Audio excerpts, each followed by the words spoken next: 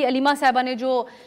जिस बात का इजहार किया है पीटीआई चेयरमैन के हवाले से कि उनको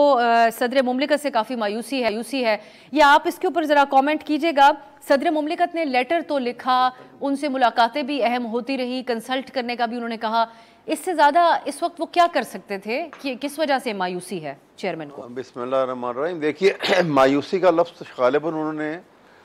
इस्तेमाल किया है तो इतना गलत नहीं किया, क्योंकि सदर मुमलिकत ने अपने जो इख्तियारात हैं उनके इस्तेमाल में थोड़ा सा इज्तनाब भी तब बरता है और कुछ हिचकिचाहट भी है। उनको अपने इख्तियारात का इस्तेमाल करने के लिए बिल्कुल कन्विंस होना चाहिए, और जो आर्टिकल कॉन्स्टिट्यूशन के जो आर्टिकल 48(5) जो है उनको एक अथॉरिटी देता है, उनको मला इलेक्शन डेट अनाउंस करनी चाहिए थी,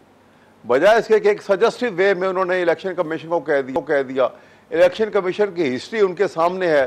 पिछले कई सालों से, कई महीनों से वो किस तरीके से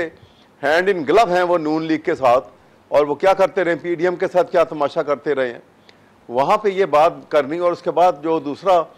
उन्होंने बात की थी कि वो एक ट्विटर के ज़रिए उन्होंने ये कहा कि जी वो मेरे से तो बगैर मेरी इजाज़त के ये बिल जो है इसको एक्ट बना के भेज दिया गया और मुझे बताया नहीं गया और मेरी इसमें कोई इजाज़त शामिल नहीं थी। तो इनको क्या ज़रूरत थी कि वहाँ ट्विटर करें, सीधा अपनी बताएं कि ये बात नहीं हुई है और I take it to the court. इनको मतलब है कि अपनी हैसियत को इस वक्त पूरे मुल्क में अगर कोई सबसे ताकतवर आदमी है तो वो प्रेसिडेंट ऑफ पाकिस्तान है, अगर कोई पूरे मुल्क में कोई इलेक्टेड आदमी है तो वो प्रेसिडेंट ऑफ पाकिस्तान है, वरना तमाम के तमाम केयर टेकर हैं सेटअप सूबों के अंदर भी और फेडरेशन के अंदर भी, और तमाम के तमाम जो हैं वो इलीगल तरीके से चल रहे हैं। मैं ये बात आपके सामने बड़ी बरमला तरीके से ये बात कहना चाहता हूं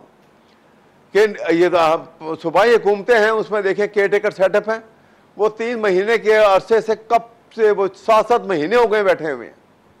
और प्रोजेक्ट के ऊपर वो पैसा खर्च कर रहे हैं, पॉलिसी मेकिंग बनाई जा रही है।